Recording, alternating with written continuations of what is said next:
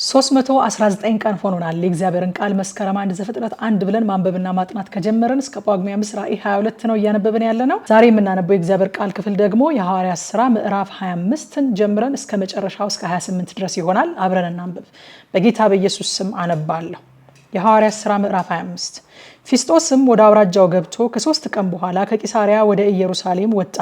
የካህናቱ አለቆችና የአይሁድም ታላላቆች በጳውሎስ ላይ አመለከቱት። ጳውሎስንም ሲቃወም እንዲያደላላቸው እየለመኑ በመንገድ ሸምቀው ይገድሉት ዘንድ አስበው ወደ ኢየሩሳሌም እንዲያስመጣው ማለዱት። ፊስጦስ ግን ጳውሎስ በቂሳሪያ እንዲጠበቅ እርሱም ራሱ ወደዚያ ፈጥኖ ይሄድ ዘንድ እንዳለው መለሰላቸው።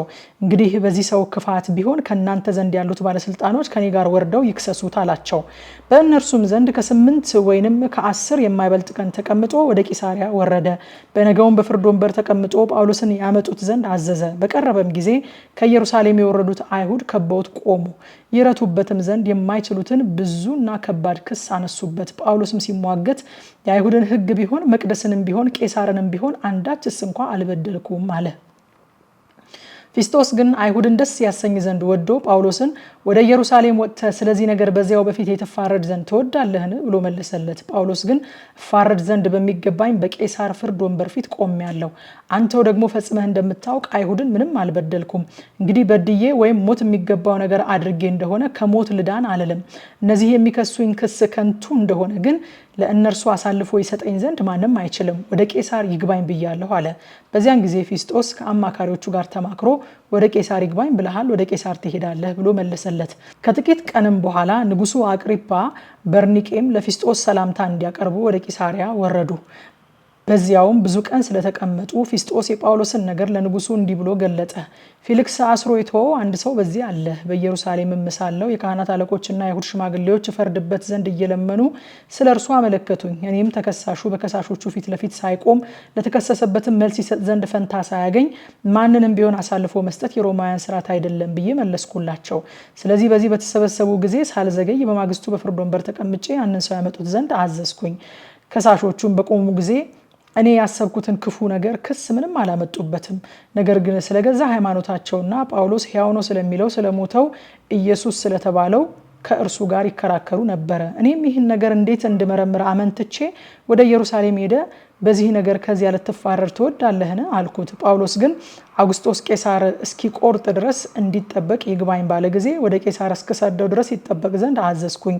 አግሪጳም ፊስጦስን ያንን ሰው እኔ ደግሞ እኮ እሰማው ዘንድ እወድ ነበረ አለው። እርሱም ነገ ትሰማዋለህ አለው። በነገውም አግሪጳና በርኒቄ በብዙ ግርማ መጥተው ከሻለቆችና ከከተማው ታላላቆች ጋር ወደ ፍርድ ቤት ገቡ። ፊስጦስም ባዘዘ ጊዜ ጳውሎስን አመጡት። ፊስጦስም አለ፣ አግሪጳ ንጉሥ ሆይ እናንተም ከኛ ጋር ያላችሁ ሰዎች ሁሉ እንግዲህ ወዲህ በሕይወት ይኖር ዘንድ እንዳይገባው እየጮሁ የአይሁድ ሕዝብ ሁሉ በኢየሩሳሌም በዚህም ስለ እርሱ የለመኑኝን ይህን ሰው ታዩታላችሁ። እኔ ግን ሞት የሚገባውን ነገር እንዳላደረገ አስተዋልኩኝ። እርሱም ወደ አውግስጦስ ይግባኝ ስላለ እሰደው ዘንድ ቆረጥኩኝ። ስለ እርሱም ወደ ጌታዬ የምጽፈው እርግጥ ነገር የለኝም። ስለዚህ ከተመረመረ በኋላ የምጽፈውን ነገር አገኝ ዘንድ በፊታችሁ ይልቁንም በፊትህ ንጉሥ አግሪጳ ሆይ አመጣሁት።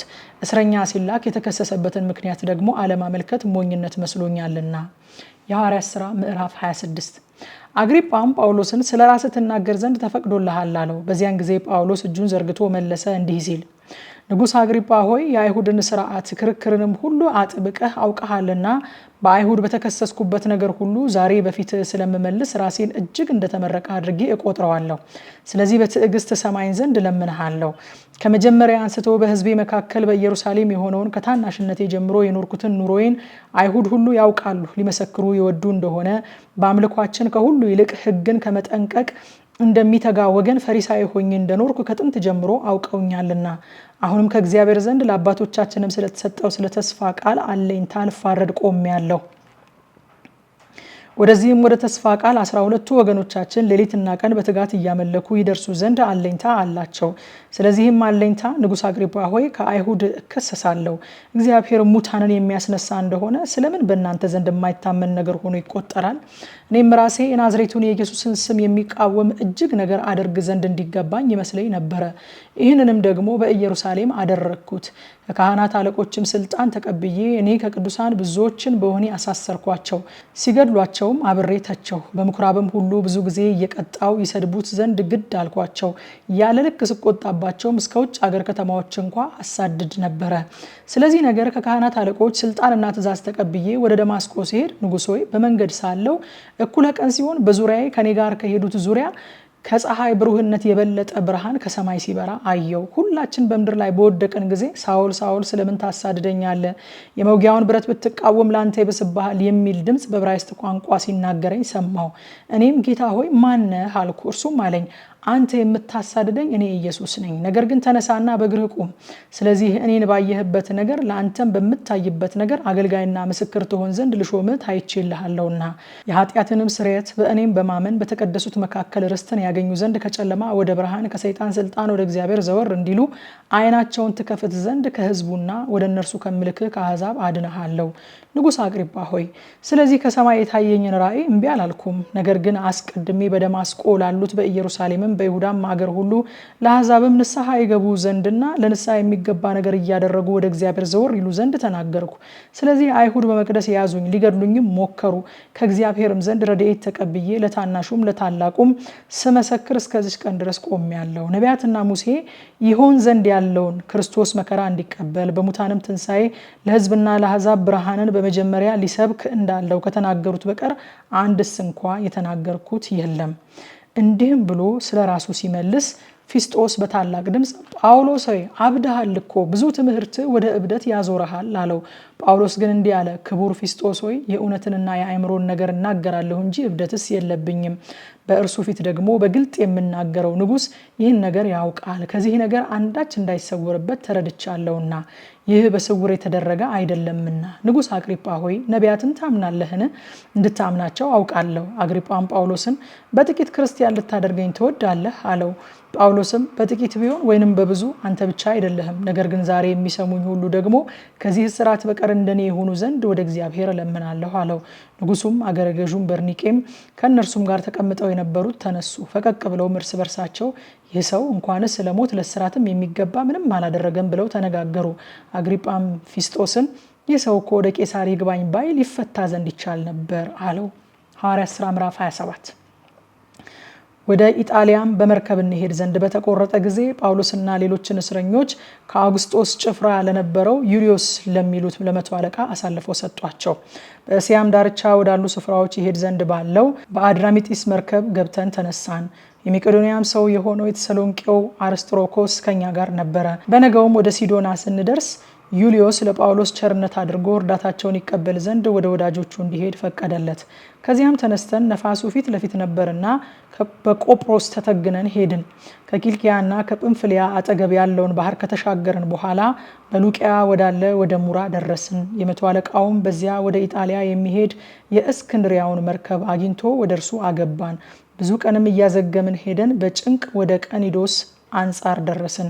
ነፋስም ስለከለከለን በቀርጤስ ተተግነን በሰልሙና አንጻር ሄድን። በጭንቅም ጥግ ጥጉን አልፈን ለላሊሲያ ከተማ ወደ ቀረበች መልካም ወደብ ወደሚሏት ስፍራ መጣን። ብዙ ጊዜም ካለፈ በኋላ የጦም ወራት አሁን አልፎ ስለነበረ በመርከብ ለመሄድ አሁን የሚያስፈራ ነበርና ጳውሎስ እናንተ ሰዎች ሆይ ይህ ጉዞ በጥፋትና በብዙ ጉዳት እንዲሆን አያለው። ጥፋቱን በገዛ ሕይወታችን ነው እንጂ በጭነትና በመርከቡ ብቻ አይደለም ብሎ መከራቸው። የመቶ አለቃው ግን ጳውሎስ ከተናገረው ይልቅ የመርከብ መሪውንና የመርከቡን ባለቤት ያምን ነበረ።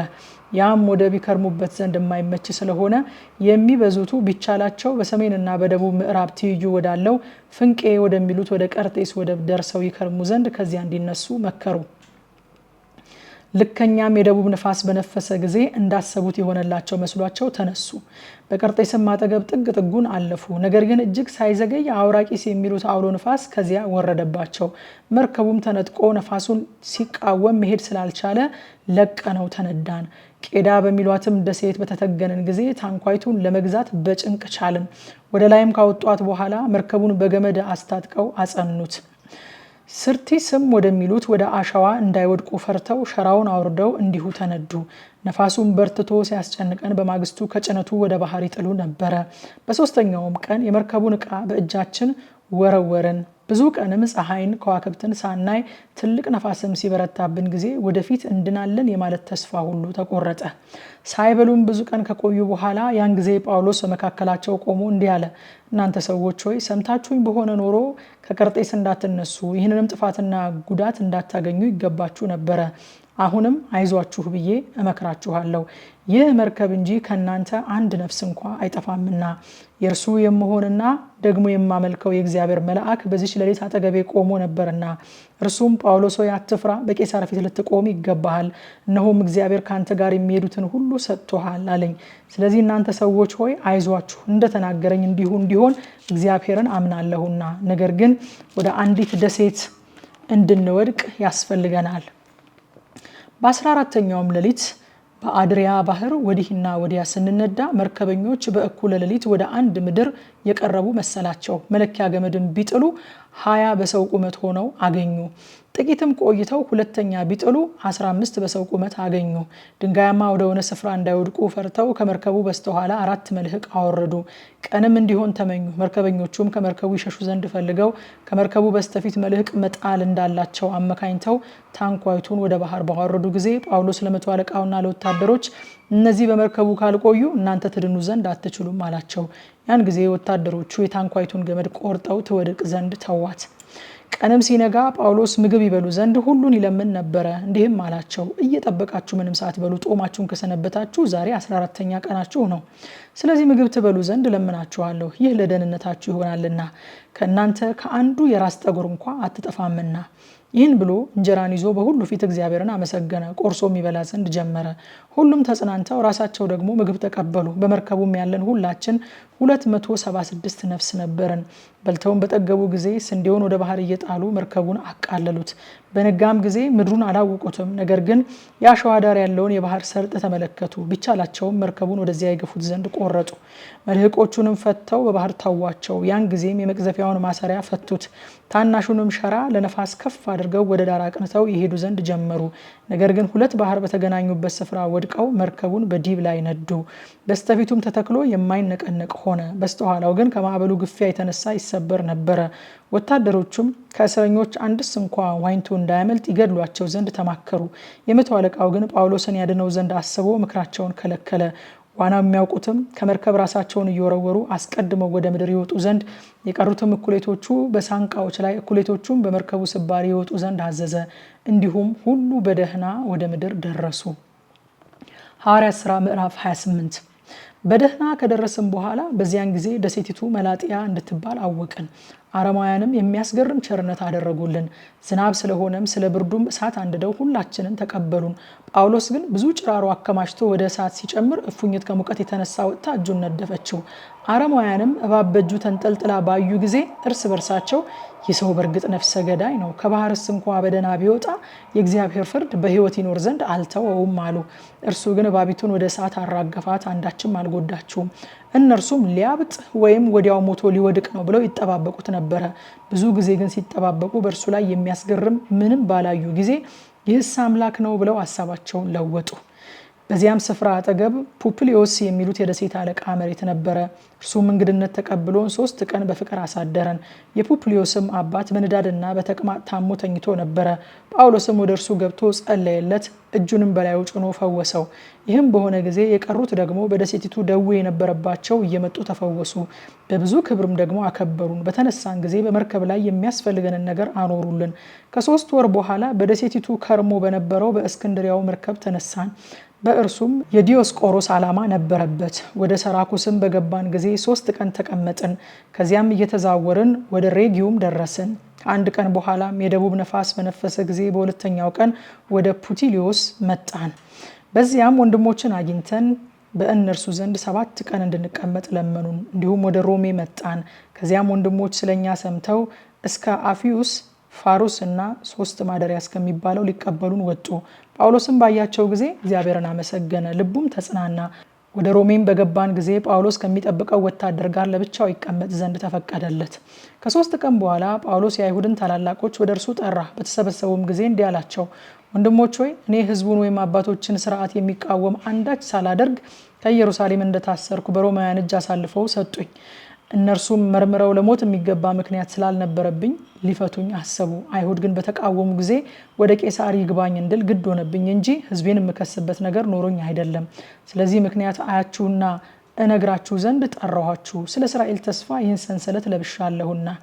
እነርሱም እኛ ከይሁዳ ስላንተ ደብዳቤ አልተቀበልንም፣ ከወንድሞችም እንኳ አንድ መጥቶ ስላንተ ክፉ ነገር አላወራልንም ወይም አልተናገረብህም። ነገር ግን ስለዚህ ወገን በየስፍራ ሁሉ እንዲቃወሙ በእኛ ዘንድ ታውቋልና የምታስበውን ከአንተ እንሰማ ዘንድ እንፈቅዳለን አሉት። ቀንም ቀጥረውለት ብዙ ሆነው ወደ መኖሪያው ወደ እርሱ መጡ።